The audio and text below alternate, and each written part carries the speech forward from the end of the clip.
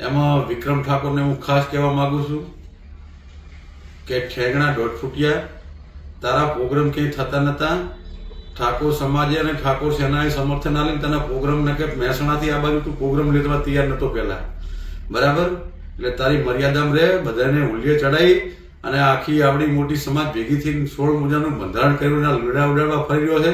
હવે આ બાજુ પ્રોગ્રામ કરવા આવતી ઉત્તર ગુજરાતમાં પાટણ સુધીમાં ક્યાં ખબર પડે તને આટલો મોઢે ચડાયો, આટલો સહકાર આવ્યો, એટલે તું સમાજ ઉપર જ તારા ઉપર હમણાં પેલો સરકારની વાત આવી તો તે હમણાં સમાજ ભેગો કર્યો હતો. તારે આમ સમાજની જરૂર છે.